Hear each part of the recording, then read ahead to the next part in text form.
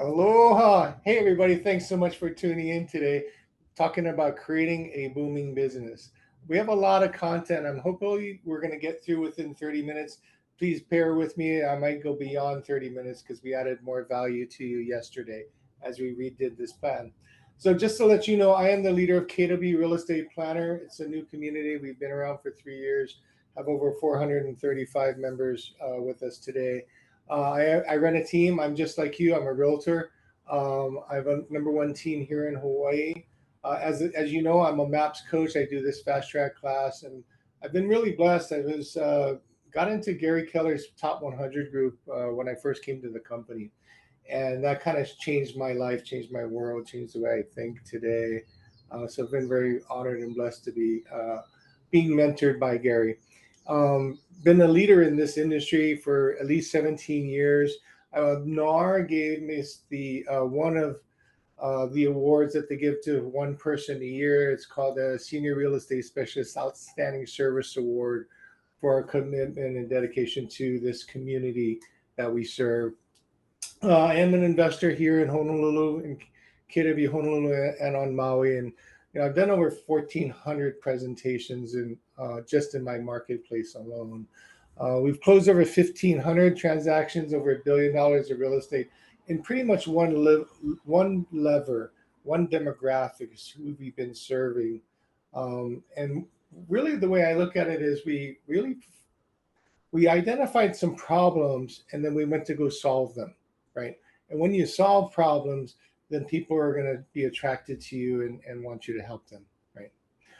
Lastly, we've successfully closed over, actually, it's going on 400 almost, 1031 exchanges, and we've never failed one. Okay, so we have some experience in this area, and we're going to dabble a little bit about that information today. Um, so for gosh, this is new. Oh yeah, if you have any questions, this is how you reach KW because this is a program that we're putting out for apps. So what's our goal today? We want to show you how we're finding listings. Where are they coming from? We're going to talk about this great wealth transfer that you've probably heard about, but we're going to take a deeper dive and hopefully you understand how significant it is for the next generation. We're going to identify some common problems that when you solve them, you're going to get some business, right? And finally, the goal is to inspire you to take action. Take this information and go do something with it, sign up, and then you'll learn more and you're going to just keep training yourself on some information. Well, look at this opportunity. This next 20 years, there's going to be $85 trillion being transferred from one generation to the next. But get that, 30 to $40 trillion will just be in real estate alone. Imagine that. So what's going to happen is there's going to be a population of us that are going to be on the inside transacting this transfer well, and there's going to be a lot of people on the outside looking at like, wow, what just happened, right? So you get to decide what part of the world you want to live in. NAR tells us that more than 51% of all listings are baby boomers and their parents. So if you're looking for listings, ladies and gentlemen, I don't know a better place to find them. Some other data that's interesting, there's going to be 2.1 million older adults that will leave us this year, will die, and 80% of them own real estate. That's 1.68 million listings potentially hitting the market in the form of a trust sale or a probate sale, right? And when you have solutions to these situations, these challenging times that people will go through in life, you will be able to shepherd other people through life with their real estate, right? Because these property owners these are the guys going to be your next seller for many, many years. And when you focus on their problem and solving them, you're going to get some listings. You're going to get quite a bit of business. This is what we built our business on for 20 years, the last 20 years. Okay. So what are the opportunity for realtors? It's really life changing. You're helping people create opportunities by asking them new, different questions, right? And it's really how we show up.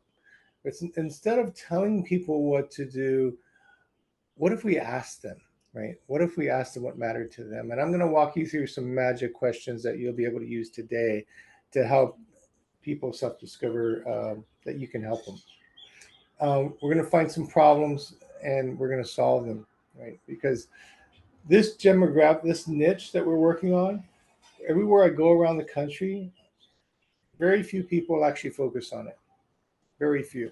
And so it is a very unique niche with really no competition. You know, Peter Thiel says, see a world that no one is seeing and play a game that no one is playing. This is what we do. This is what we've been doing for 20 years. And now there's more of us that are now trained to be able to help others. So, what are the 7 common problems that we've seen, and what are those solutions? Well, I'm going to talk to you about the problems, then we're going to talk about solutions. You know, their homes no longer appropriate for them. You know, 60, 70s, 80, 90 years old, and you know they can't stay home any longer. It's too big, or there's just too many steps, too narrow if you have a wheelchair, things like that, right? They have some properties that they don't live in, and those are their rentals. And these rentals, well, there's not a lot of cash flow, right? Because they've had little Johnny there at the house for 30 years and hasn't changed his rent. And you know what happens then, right? Yeah, you have a low performing asset. And then they have these rentals, but they just don't want them anymore. And I call them the terrible T's, the tenants, the toilets, the trash, the taxes, uh, in some cases the torchings or the TRO. Right? I mean, it can get pretty bad, right? And once they have a situation like that, they're not going to want to rent anymore, right? And they're going to want to do something else. And I'm going to show you a solution to that problem that you're going to face. Right? And then they're worried about families fighting. Right? 70% of families are fighting over real estate after mom and dad die. So think about that. Ask yourself and ask the people around you, have you ever heard of somebody fight over real estate after parents pass away? It's very common, right? And I was just talking to my friend in the water today. It went generational. He doesn't talk to his cousins anymore because his parents had a dispute over real estate. It was just this morning in the water. Um, and they're really concerned about their kids fighting, right? And or the parents have passed away and the kids don't really know what to do. I mean, that's why you have so many vacant homes in every community in America. It's because somebody passed away and they the kids haven't gotten together to figure out what they're going to do with the house. There's too much of mom's things still in the house, right? And so they get stuck many times, right? Um, and that's the beginning of family disputes because some want to rush and some don't. The parents passed away, and then they don't have a trust. What happens in that case? Then it's going to go to probate. We even teach a class called "I'm a Trustee Now What." I'm not an attorney, but I've vetted my program through attorneys, and we attract people with wealth, and they come and we solve their problems and give them some suggestions, and they end up meeting with us, right? Um, and then it's a couple just going through a divorce. All of these are the problems that you're going to see, right? As you start talking to people in your database as well as those around you. Right?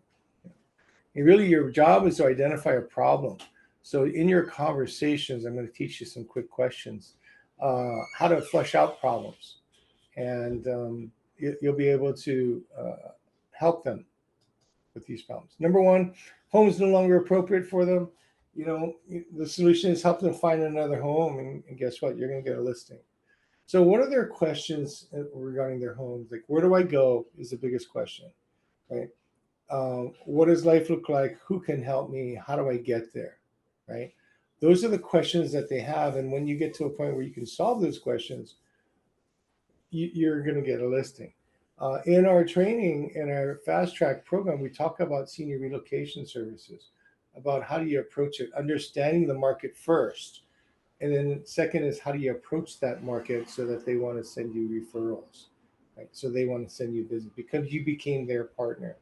There's this entire industry of retirement communities in the country. And here's one takeaway or homework for you today is just go to Google and say retirement communities near me. And you're going to be blown away by how many you'll see that you never saw before, right? do a simple exercise, and you'll see what I'm talking about. Because this is one of the fastest growing industries in America now in real estate. Is this baby boomer generation has got to go somewhere, right? I mean, we all got to live somewhere, and a lot of times it won't be in our house, right? In many cases. So once you want to find their home, once they understand where they're going to go, that's when you're going to get that listing. Um, Let me give you another tip. Write this down. NASM, NASMM. Kapil, can you put that in the chat? NASM, the National Association of Senior Move Managers. It's an entire industry of people that help people downsize, declutter, and move. That should be your best friend if you want to help somebody move from their home and relocate to somewhere else. Because either that or you're going to do it yourself. We did it ourselves for 14 years. Yeah, we did that a long time, and we helped hundreds, 1,400 families actually move.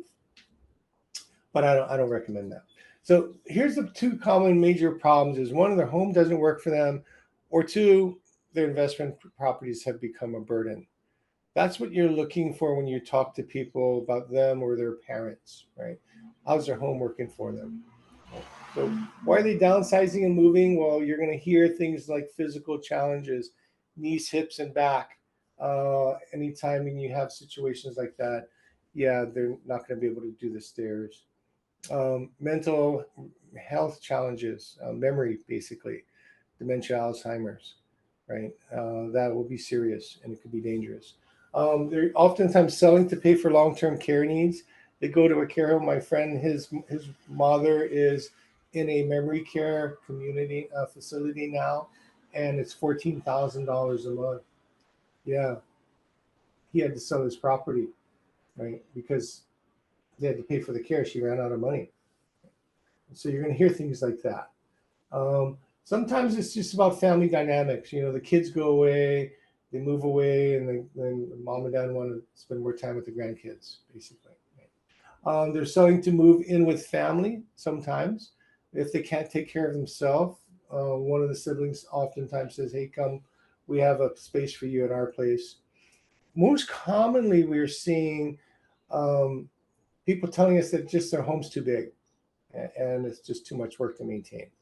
That's typically the majority of proactive people that we get that come to our seminars. We've been doing these seminars called Senior Living Options for many, many years. Um, and then some people are more young, they're younger, they're proactive, and they're selling their home to buy a condo or some single family home that's smaller. Right? They're downsizing because they want to travel more. You know, when you get into your 70s, 80s, and or up, you're looking at retirement communities, or if you are if you're ambulatory, you're looking for that. If you need assistance, then you're going to go to assisted or skilled nursing communities. Right? And then some are just going to move because they're lower cost of living. So in our market, as well as in California, the cost of living is so high that they're moving to other climates, which, interestingly enough, are typically warmer. Right? Um, you're looking Georgia, Tennessee, Florida, Texas, a lot of the states that the cost of living is a little cheaper for an older adult. Vegas, we have a lot of people moving out of Hawaii for that, right? Or they're just moving closer to family. So these are the reasons why they're moving. And what I want you to do is, as you're talking to folks, listen for signals that these things might be interesting to them. So here's some questions and conversations for their primary residence. Right? When you're calling your clients on a daily basis, obviously you're using Ford, right? Family, occupation, recreation, dreams, asking those types of questions in those areas. But um, opening up, for example, if you just ask these simple questions, how you doing? Just open, broad question, how you doing? You're going to get a sentiment of if this person is being challenged for something or they're having a time of their life. Right? Right. How's your house working out for you? That's going to give you a signal if there's a problem or not. Right. If everything's great, this is the best house I'll ever have. I'm going to die here. Then they're not selling their home.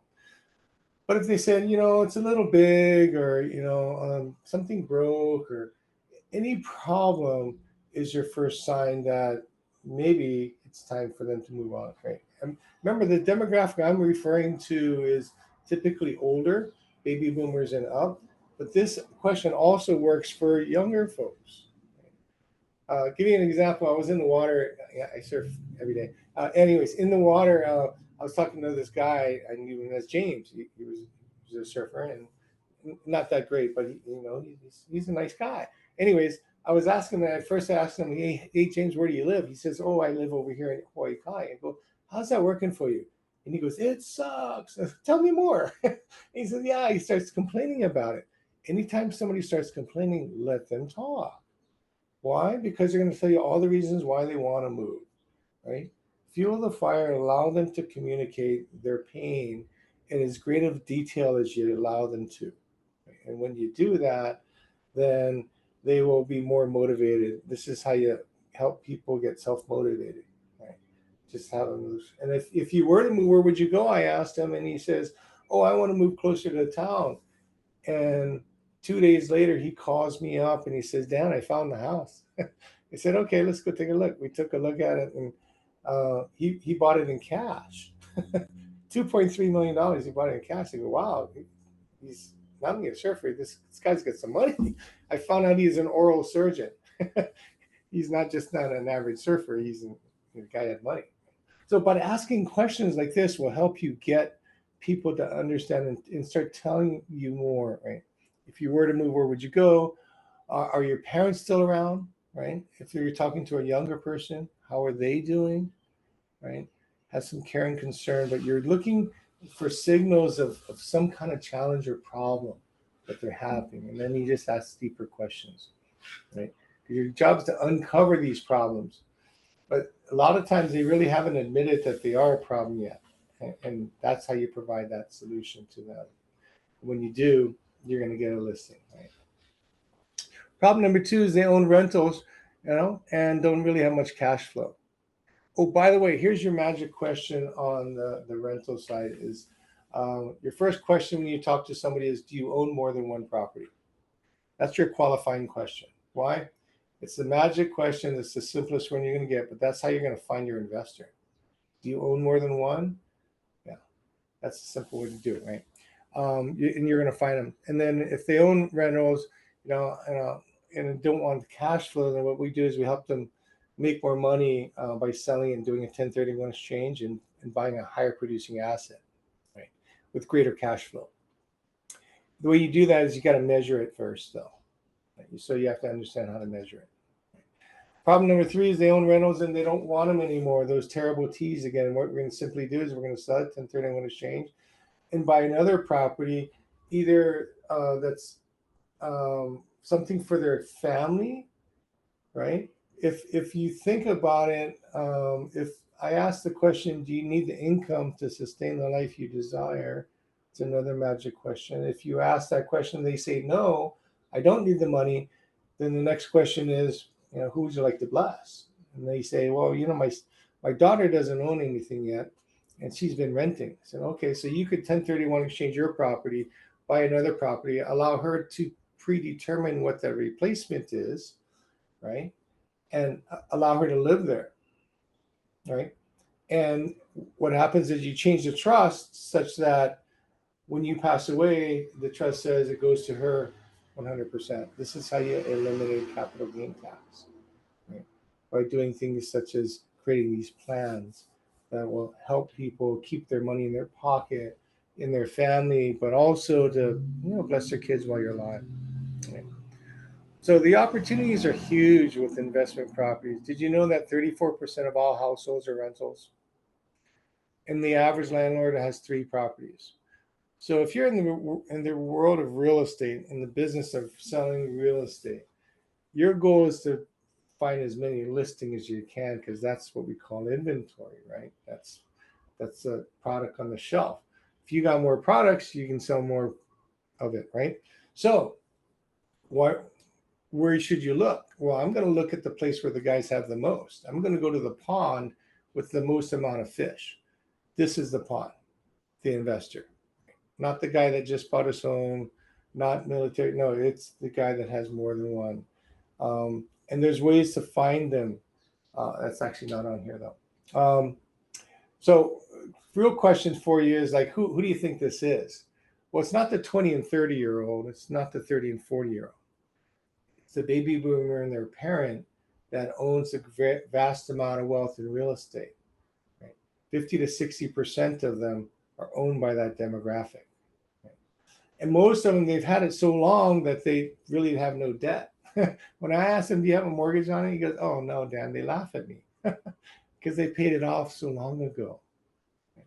And then many of them right now, they're concerned about their kids and their kids fighting and them sharing that real estate. So what's the opportunity? It's for investment properties have become a burden for them this generation. They don't need the money. Um, I can't tell you, how many people have said when I ask the question, "Do you need the income to sustain the life you desire?" Most people say no. 80% of people that I talk to say no. That's the target market you're looking for, right? The wealthy older adult that has vast amount of wealth. They just don't know what to do with it. And what we're doing today is we're helping them unlock wealth and repositioning it to what matters most to them, whether it be increasing cash flow if they need the money or blessing their children while they're alive, right? Creating this pre-inheritance plan, such that the kids never fight. Right? These folks, they have them. They go to their CPA and they say, "Hey, CPA, I want to sell my investment property." The CPA says, "No, don't sell it. There's this thing called capital gain tax. You don't sell it." So they go home. They go, I guess we're stuck." Right? The person they trust the most tell them not to do it, and that's very, very common. The CPA will oftentimes not offer the opportunity to say, "Hey, if you sold it and did a 1031 exchange, yeah, you could defer your capital." Yeah, they don't suggest that because it's just more work for them. Yeah, yeah, yeah. It's much better for you, obviously, because you're going to unlock underperforming assets and reposition them to higher performance in many cases. Right? And then when you get that, you can help them create an inheritance plan such that their kids can enjoy the blessings of the wealth before mom and dad pass away. Enjoy the gratitude that you get while you're alive from your kids and grandkids. Right? Well, good thing about these folks is, they don't have a mortgage, so they're selling something and they're buying something, right? There's a time frame on that, and so they're motivated by time. They must do these things within parameters of the law, right? 1031 exchange law, right? And they're buying it with cash, right? So the mortgages, their interest rates won't impact them. Many of them, they don't have a balance, right? And what happens is they're just highly motivated. When you understand that market and you're able to attract them and able to provide a solution to them, they're going to come to you as they do to us. We started doing 1031 exchange seminars 18, 19 years ago, and we now do them every month. Yeah, I started doing seminars uh, when I first got into real estate. I was sitting on the beach with my brother, and he told me that, because he was in reverse mortgages, and he told me that, hey, there's this huge demographic, this wave of people that are coming that are going to have challenges. And he's my older brother, so at first you never want to listen to your older brother, right? But then I realized, like, wow, this dude is right? It makes sense. So I listened to him, and I did seminars since then, and I did my first seminar like within a year of me having a license, a real estate license, and I started attracting people that way. Yeah, yeah. So Percy, thank you very much for inspiring me to do that. My brother's on this call, and I didn't expect him to on this call, but I say this story all the time, but he doesn't get to hear it, so don't let him hear. So number 4 is their family disputes. They're concerned about their kids fighting, and the solution is you create a plan, create a real estate plan, right? So you can prevent them. So your magic question is, what's your plan such that your kids don't fight when you're gone? And you know what? Nobody really has one. You know what they're going to say? They're going to say, "Oh, my properties are in the trust, and the trust will keep it safe." And I can tell you, For one thing, it'll keep you safe from probate. It just may not keep you safe from your family. Because I ask all the older adults, I said, let me ask you, and how many of you have children? Raise your hand. Any of you have children? Okay, how many of you have more than one? More than one? Okay, that's your fault. You and somebody else made them, right? And I jokingly say that because if you have one child, you never have a problem. Once you have more than one, you got a decision to make in many of these cases. When the trust says, upon my demise, you kids share the property. Well, how do you share real estate? You can't, right? The way you share it is you sell it and you share the wealth within it, or one person buys the other one out. But yeah, you don't share real estate, and that's the biggest problem. And that's what the benefit for you all being in this industry in real estate. Um, that's your blessing. Problem number five: the parents have passed away, and the kids just don't know what to do, and it becomes a trust sale. What will happen is, so for those of you who have a trust, think about this for yourself. You have a trust, you're going to name a trustee, typically one of your most responsible children, you believe, or you can have a trust company do that. But many people just pick their family. Question is, who trains that child what to do when you're gone? Nobody does. They don't know what to do. They're overwhelmed. And that's why I started a class called I'm a Trustee Now What? Because in 1 week, I got 3 phone calls from 3 people asking me to sell their property, and they were a trustee and they didn't know what to do. And they told me, like, I need help. So that's what started my interest in learning how to help them and through the trust process.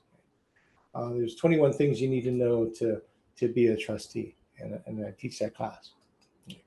Problem number 6 is the parents passed away without a property being in the trust, and you're going to help them through probate. Right? If you understand probate, you can help them. Right? And really, the biggest solution is if you have a good partner, a probate attorney that can help you. That can make your life very easy. But also, you'll get referrals from them once you build this mutually beneficial business relationship. Right? Yeah.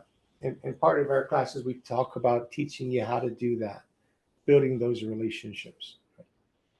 So transferring wealth and to create a legacy, this is a good example. This is a very old chart, as you can see.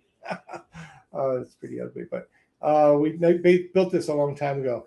Anyways, mom's a widow, and for ease of numbers, I'm going to use mom and dad owned an apartment building for $4 million. Dad passed away. Dad used to manage it. Dad used to take care of it. Mom didn't really do much. Now she's responsible for it. Now she doesn't want it anymore. Right? So she goes to the CPA, and the CPA says, "Don't sell it. There's this thing called capital gain tax. They're going to take about a third of your money." And so she said, "Oh shucks, now I'm stuck." Then she comes to us, right, as a real estate planner. She said, "Dan, I don't want it for a number of reasons. Number one, I don't want to manage it anymore. It's just too much work for me mentally, worrying about the property taxes and making sure the income is paid for. I don't want to worry about that. But most importantly, I don't want my kids fighting. You see, my sister passed away and her kids are fighting, and it's a bloody mess over there. And I don't want that to be for my kids." Okay. And so what we do is we say, "Well, do you need the income to sustain the life you desire?" And she said, "Dan, I don't need that. I have more money than I can spend. Um, I just don't want it anymore." I said, "Okay, if you could bless your kids, would you?" And she says, "Yes." I said, "What?" I said, "Okay, great." So what we do is we get another call with all the kids. Some are on islands, some are not. Most are by Zoom. And then we say, "Hey, I got good news for you. Mom has decided to sell her investment property and do a 1031 exchange and allow you to predetermine your inheritance." Predetermine.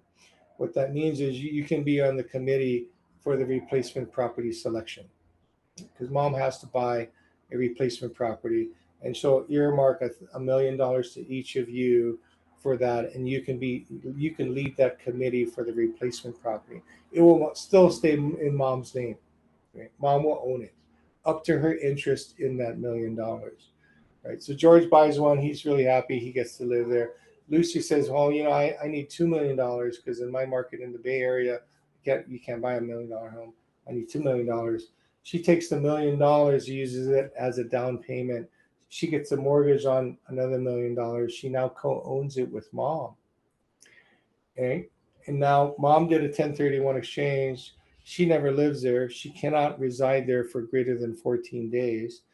And as long as she does that, she's executed her 1031. Lucy bought a house without putting $1 million of her own money down as a down payment. We just changed Lucy's life because Lucy would never have been able to do that without mom's help. We changed George's life. He no longer has to pay rent to a tenant that keeps landlord that keeps wanting to sell. It's changed all these problems. We've changed this family's life by unlocking wealth and repositioning it to whatever matters most to mom, right? If mom wanted to bless them, those are one strategy we do. We sell one, we buy four. When mom passes away, all these, what we do after she does the 1031 exchange is we go back to the attorney and we say, hey, mom has done this with this her wealth, therefore this property 123 Main Street will go to George, 345 will go to Lucy, and so forth upon her demise. And then all the capital gain tax goes away, right? You get a step up in cost basis, right? You have zero capital gain tax. This is creating a real estate plan that allows people to keep money in their pocket and not pay capital gain tax. And we've been doing these for years for families, and now we've built a model around it and we teach it regularly. The other problem, seven, is if a couple's going through a divorce and there's a number of steps through the process, you have to understand the process that'll make the client feel more comfortable. When you do that, you're going to get more divorce business, but also you're going to get referrals from divorce attorneys because they know that you know the process. Right? And Gary wrote this on a board one day in our meeting with about 300 of the top realtors in the country, and he goes, "Do you know what this is?" And everyone laughs like, "What is that, Gary? It's an ugly picture." And he says, "No, you see, that's the forest." He says, "You see the thing in the middle?" He says, "That's the big tree." He says, you know why that big tree got so big? It got there first. And it took the sun and the water and the nutrients and from the soil, and it became the biggest tree. And he pointed his finger to all of us. He said, "You guys got to go find something that is going to help you be that big tree. Get there first. Get in front of the market. Something that nobody sees." This demographic, ladies and gentlemen, is a demographic that really nobody is seeing in the world of real estate. This baby boomer generation. The seller's criteria, they have three of them. It's number one is, do I like him? Yeah, many of you are likable. Do I trust you? Well, yeah, you seem trustworthy. Here's the biggest question is, do I believe you can help me? And that's what's going to separate you. When you have conversations around when somebody sells their home, you ask them the question, do you understand your capital gains tax liability in the event you sell? See, most realtors don't ask that question. Why? Because the industry doesn't teach us these things. Yeah. We teach these things because it matters. See, if you can care for your client's best interest before your own, you're going to attract business. One way to show them that is you ask them about what's going to matter to them. And you have to understand what matters to them. What matters to them is their money, not your money. Yeah. Yeah. No, it's their money. Yeah. Well, what's going to take away their money? Taxes. Yeah, capital gain taxes.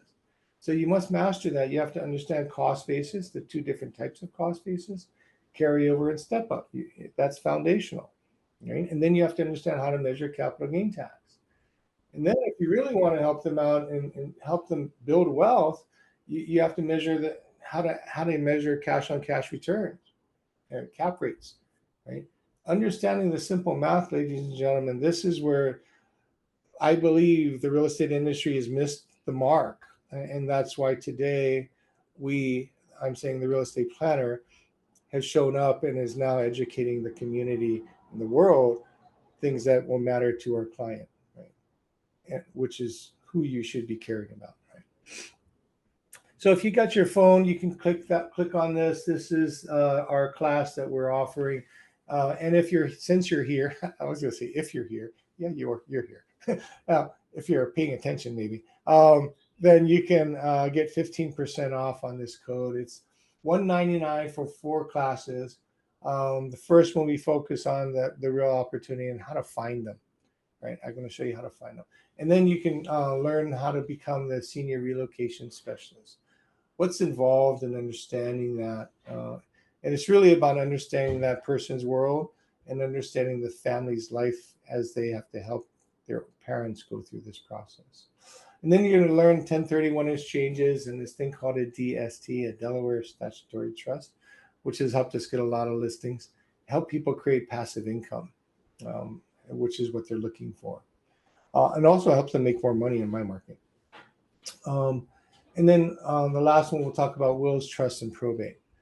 How do you need to show up to a marketplace whereby you are known for helping people at this level, right? How do you do that? We have to start with foundational knowledge, right? And once you get to that, then you have to put it into work, right? Connect with people. And I'll leave you with the last tip is that when I started in real estate, I wanted to be the best realtor in the planet. I jokingly say in the planet because I know I'm not going to leave the planet, and that's all we're going to sell.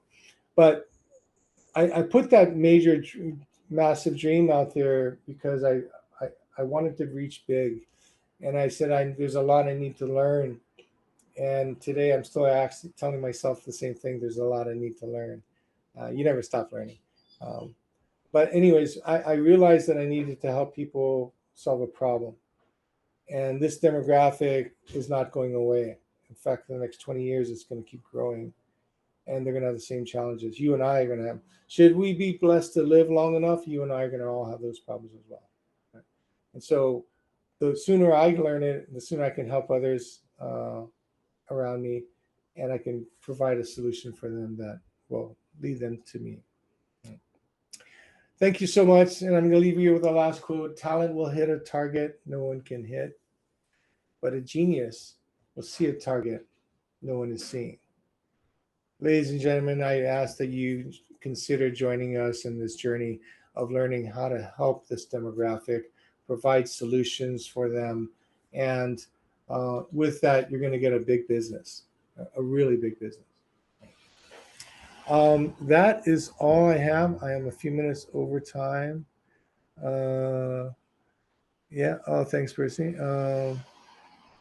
And any questions? Anybody have any questions? I can spend like 3 more minutes with you. It looks like the Web 15 promo code is not working. Okay, guys, can we help with that? Let me get an update. I'll see if there's something wrong on the backside. Make sure it's all caps, WEB15, but I'll ensure that the back end works. So just give me like a couple minutes. Try it again. Thanks. Any ahas from today? Anything that you said, huh? Anything that you thought of today?